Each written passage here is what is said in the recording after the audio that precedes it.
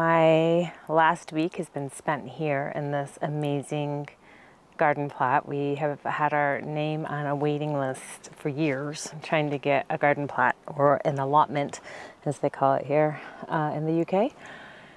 On Sunday, we got the call that we got one. We were shown 4 or 5 different plots, and we chose this one. They're all massively overgrown. I don't think anyone's been on this one for 3 years. So I'm going to start at the back of the plot. Right now I'm standing in a polytunnel, a little hoop house that's here, well overgrown. The top needs to be replaced, as you can see. But that's not too much money. This is kind of like not priority right now. This is where I come pee when I have to pee when I'm working out here. And here's my little Kula pee cloth. If you don't have a Kula cloth and you squat to pee, I highly recommend getting one. Antimicrobial little wipe that you can use a handful of times, quite a few times before you need to wash it. All right, anyway, everything was super overgrown. All of this back here was like, I don't know, hip high in nettles and blackberry brambles, which are incredibly invasive. So we cleared all this. I stuffed full of these compost bins. Our neighbor has a gorgeous plot. Look at there. We cleared all this. More compost stuff. Totally full of nettles and brambles. That'll take like 20 years to break down, I swear. We have these gorgeous pear trees. Heavily fruiting. They're incredible. All of this was full of blackberry brambles, like so thick, like awful, pokey. There's a bush here, and here. Those are actually black currant bushes, but the brambles were so enmeshed with them that Greg just chopped it all down. Those will re-leaf next year. They should be fine, but yeah, all of this, just a hot mess. Moving on. So here's a bed here, and this frame was used to grow squash, apparently. So you can put like a metal kind of grid there to support the weight of the squash and keep them off the ground. So I'm not sure what I'm going to do with that, because everything's kind of rotten, but I like the idea of it. This here is an overgrown bed. And this here is an overgrown bed. Here's a bunch of brambles that we cut and didn't fit into the compost, so we have to bundle those up. It's going to be horrible work. That's what I'm doing this morning. But this black plastic was left here, and so we've covered 1, 2, 3 beds to try to kill everything down. And here, these beds were mostly covered with plastic, so when we got it, so Greg and I came yesterday morning and turned over 1, 2, 3, and 4 beds. All along this fence line was just a weird, trashy, broken table and a shit ton of brambles and stabby nettles. So I've been clearing that. Another pile of old brambles, thorny as ever, very painful. So I'm going to clear that, and then we can start to turn over or cover eventually this bed. 2 more covered beds. We found this in the shed, and so we used that to cover. Got water tank. Greg's clearing more ground. We do have a greenhouse. The top is all right. We're missing some panels on the side, but overall, it's pretty okay. There's 2 more beds that are totally overgrown. Oh, and we've got those espalier trees. There's apple trees. There's 1, 2, 3, 4 apple trees and a little pear tree at the end. So yeah, and those are all full of fruit.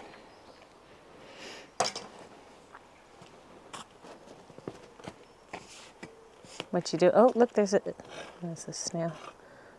Dead snail. How do you know? Because there's nothing in it, is there? Did you look? It's empty. It's a little. You put it in your cage at home. Just as a warning. R.I.P. The snails on their best behavior. Here, let me get around you. Is there a trash pile? All the stuff we've been discovering under everything. It's a nice hydrangea bush there. That's a nice hydrangea bush. Ooh, sorry. Greenhouse. Completely overgrown. There's brambles growing through here. Just made a close up on those terrible pokey stabby things. I think that's growing through the wall. There's bindweed everywhere. But overall, I mean, the roof is fine. So yeah, I need to clear that. And then lastly, we've got our little shed, which is not bad. It's dry. There was a bunch of stuff left in here. So far, we've just brought a couple of camp chairs and our tools. All sorts of crap left over, but who can say? So yeah, and then this is our little front gate that's actually broken. The hinges need to be replaced, and I think at one time there was a fence panel here, but I can't quite figure that out. So there it is. This is our first week of being here on the allotment with so much work to do.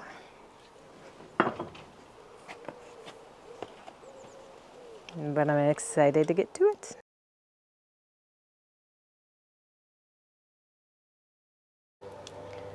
Okay, so we spent the morning here digging up, turning over beds, digging up more brambles, nettles, so many nettles, so many brambles, but big progress since we last came, even from this morning. So I went home for a bit.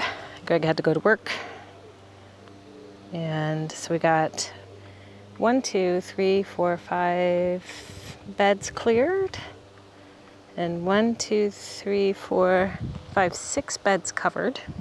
Took a big load of stuff to the recycling center, i.e. the tip, as they say.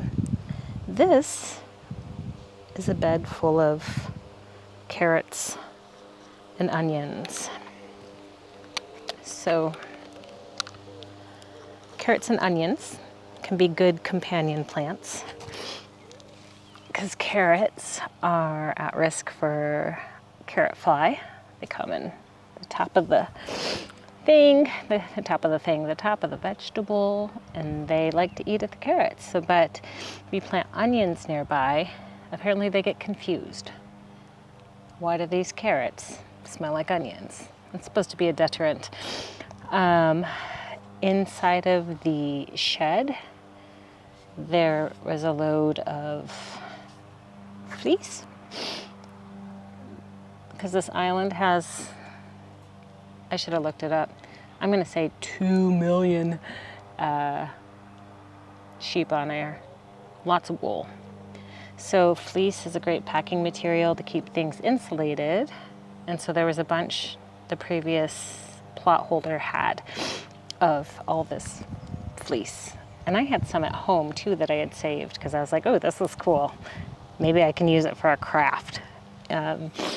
But it tends to kind of insulate and keep weeds out, and it's like a mulch. It's biodegradable. And yeah, so hopefully it stays put. I've kind of like prodded it into the dirt and watered. So now my next project is to, let me turn myself around. My next project is to cut that blue stuff to make hoops, because I've got some kale and cabbage to plant. I mean, it's mid-July. There's not a lot that we can put into the ground at this point in time, but you know, onions, carrots, hardy kale, hardy winter cabbage, those things would do all right. But because we have as many pigeons as we do sheep here, you've got to cover anything green. Oh, there goes one now. You heard me talking about you. Anywho, there's that. So that's what I'm going to be working on for the next little bit. Trying to cut this without cutting my hand, and then putting a net over it so I can plant my cabbages, my kales.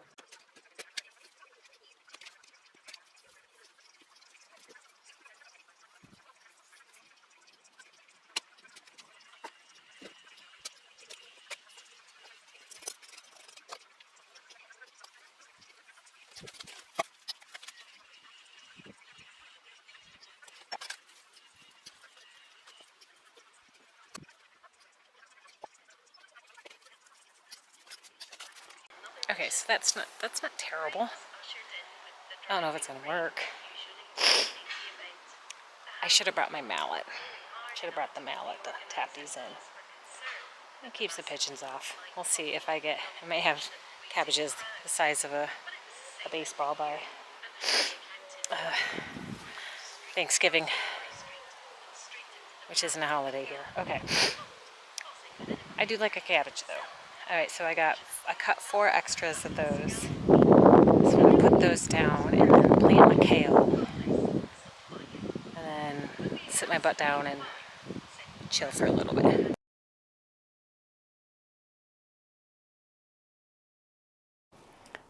So I am a filthy, filthy human right now, but an accomplished one. Well, I think so. I finally cleared this greenhouse. Let's show you. So, like I said, we have panels that need to be replaced around here, but the roof is fine. But there was brambles growing up through that corner, bindweed everywhere. And whoever had this before had everything lined with plastic with like a little bit of dirt on top. So I pulled all the plastic out. There was a bag of horse manure I just threw down and kind of chopped into the soil. This was full of lots of garbage. So yeah, I'm feeling good about that. So much crap to get rid of now. Those red and yellow boxes full of compost. My compost bins are full. All this stuff. I don't, just bit by bit, taking it away. That blue tarp full of brambles and nettles. This green bag full of brambles and nettles. So that's that. But yay, so today, stuff planted, hoops cut, netting placed. My hoops are wonky. Don't judge me. Covered another bed because I found more plastic. And yeah, my greenhouse is clean. It is discernibly warmer in here too.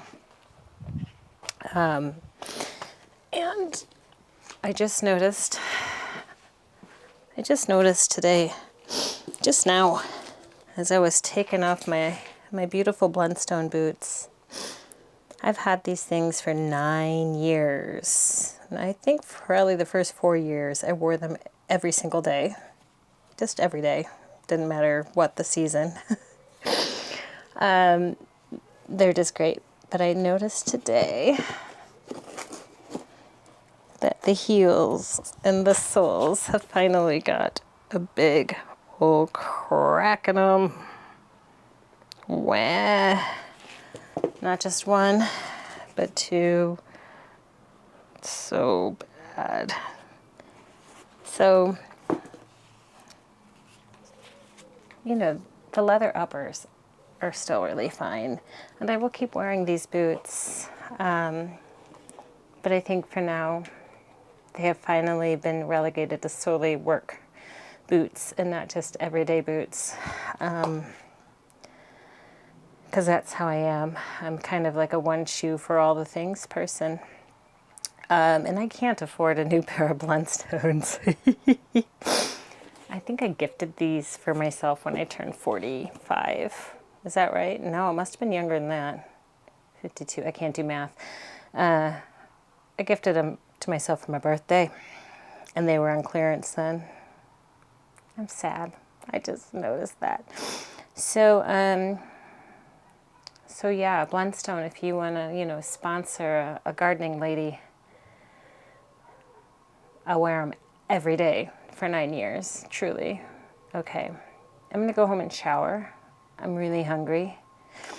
Gotta let my dog out. And I'll probably be back here tomorrow, at the very least, to try to take all this crap to the recycling center to dispose of properly. So yay. Thanks for being here with me. You were a wonderful conversationalist. It's great to have you in the garden. If only. Okay. Till next time. See ya.